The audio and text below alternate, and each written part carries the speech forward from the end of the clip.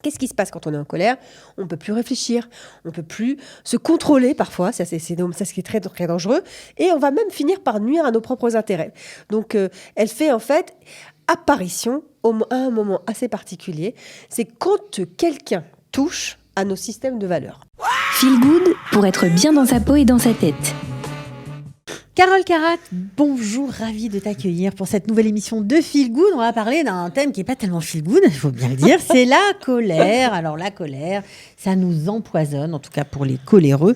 Un véritable poison, on ne peut pas dire autrement. Est-ce qu'on peut s'en débarrasser ou c'est foutu d'avance ?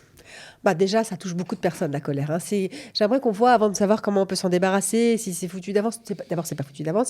Mais aujourd'hui, j'aimerais qu'on voit d'abord c'est quoi la colère et comment ça se manifeste. Okay. Alors, la première chose, c'est que la vie dans laquelle on vit, elle est très stressante. On a du stress, etc. Donc, on est très appelé à avoir de la colère. Qu'est-ce qui se passe quand on est en colère? On a notre cœur qui s'emballe, on a notre voix qui tremble, on a le ton qui on devient monte, rouge. On a des symptômes. En fait, c'est ces symptômes-là qui annoncent une perte de calme. Vraiment, on perd un peu le contrôle de nous-mêmes. Alors, certains, ils parviennent à se maîtriser. Ça, c'est des traits de Sadikim, okay. Mais la plupart, ils n'arrivent pas à se maîtriser et donc ils laissent sortir cette émotion parce que c'est une émotion au point de perdre leur calme. Alors, comme je te disais, c'est une émotion, la colère, c'est une des 6 émotions qui est généralement provoquée par un mécontentement et qui après est accompagnée d'agressivité. C'est là où ça devient un petit peu embêtant. Qu'est-ce qui se passe quand on est en colère? On ne peut plus réfléchir, on ne peut plus se contrôler parfois, ça c'est ce qui est très, très dangereux, et on va même finir par nuire à nos propres intérêts. Donc elle fait en fait apparition à un moment assez particulier, c'est quand quelqu'un touche à nos systèmes de valeurs. C'est ça. Ça te parle, hein, ça te parle. Mais bien sûr. En fait, ça veut dire que déjà globalement, des gens en colère. c'est toujours, ça vient toujours par un événement extérieur, un déclencheur. C'est très affectif, c'est une réaction affective, et ça nous fait pâlir, rougir, le pouls il accélère, etc. Elle nous fait dégager de l'adrénaline, et c'est souvent des gens qui ont un certain ego, on va dire ça, qui se mettent très très vite en colère. Ça, c'est la première chose.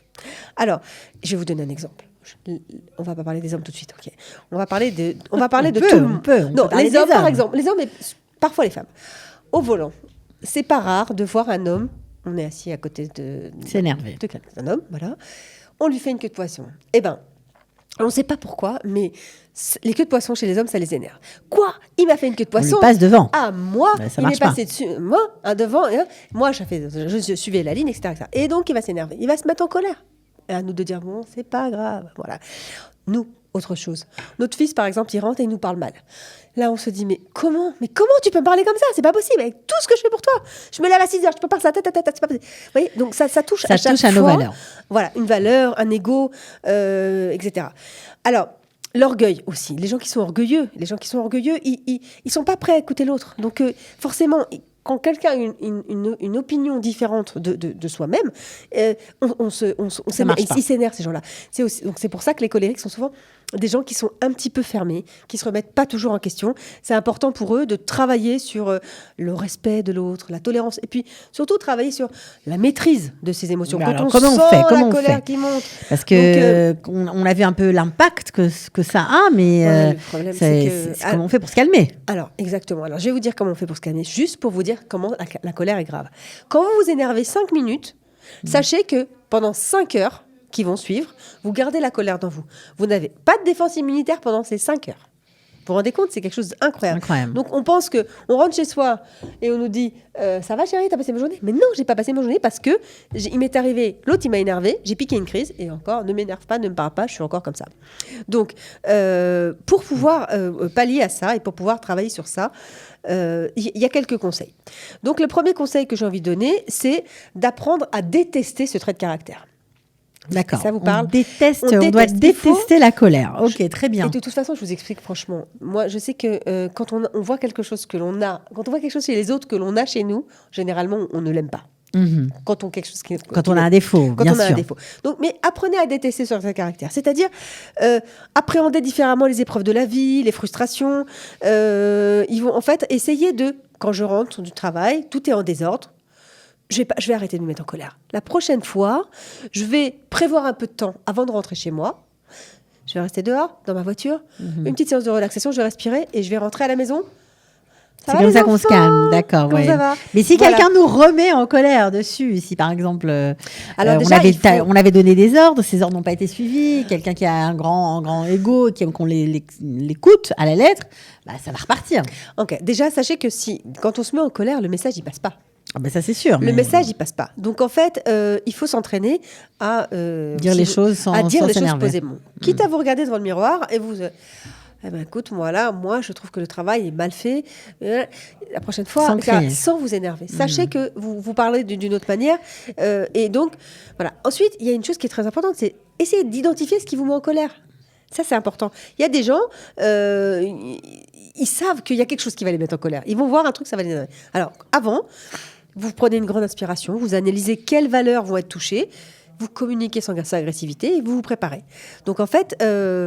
yoga, méditation, cohérence cardiaque, toutes ces choses, ça vous permet de maîtriser votre colère, réguler votre Enfin bon, cœur, je pense etc. aux chefs d'entreprise, aux papas qui travaillent, qui rentrent tard, et qui par exemple ne supportent pas que, allez, je vais dire n'importe quoi, que la poubelle ne soit pas vidée quand ils rentrent, et qui tapent une crise, alors qu'ils savent très bien que la poubelle ne va pas être vidée. Donc Voilà. qu'est-ce qu'il faut faire? Il faut se Déjà, préparer en se disant, voilà. parce qu'ils n'ont pas le temps de méditer avant de rentrer, c'est pas le genre. Non, alors déjà, sachez que par exemple, les chefs d'entreprise qui sont toujours en colère, ça va pas le faire. Ils vont Non, pas ils toujours vont en colère, réussir- en colère à certains moments. Ils vont pas toujours réussir à créer des ambiances bonnes dans les sociétés, c'est pas top. Et dans les équipes. Et les papas, c'est pareil. C'est que si on a un papa qui est en colère, ça va faire des enfants qui ont peur du papa et qui vont faire des Non, mais bêtises. ça, on le sait. par Mais je veux derrière, dire- etc. Non, je comprends. Eh ben, le papa, avant de rentrer, d'abord, il va falloir quand même comprendre que ça le dérange et au moins faire un effort de l'autre côté, hein, parce qu'il faut aussi Ah, que, ben voilà, c'est il faut ça. aussi que les autres jouent le jeu. Si on voit que c'est quelque chose qui dérange énormément notre mari, que quand il rentre, eh ben, tout est en désordre, ou que On fait un effort. on fait un effort. Pour On fait un calmer la effort, colère. mais je vous dis franchement, il faut travailler des deux côtés. Il faut D'accord. travailler des deux Donc côtés. c'est- ok, et mais ça, c'est c'est bien, un c'est vrai bien. travail. C'est un vrai travail. Et comptez, à chaque fois que vous n'êtes pas mis en colère, vous dites aujourd'hui, je ne me suis pas mise en colère. J'ai gagné un point. Vous ne savez pas ce que ça peut faire. C'est magnifique. C'est vraiment, ça fait du bien. Et puis, sans compter que pour le corps, la colère, c'est hyper mauvais. Donc, préservez-vous.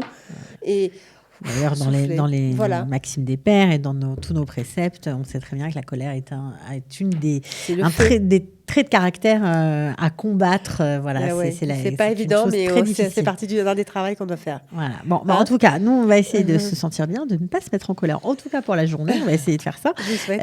Merci beaucoup, Carole, d'avoir été avec Merci nous. Cathy. On se retrouve Bonne la semaine journée. prochaine. Au revoir. Ciao. Très calme. Feel Good pour être bien dans sa peau et dans sa tête.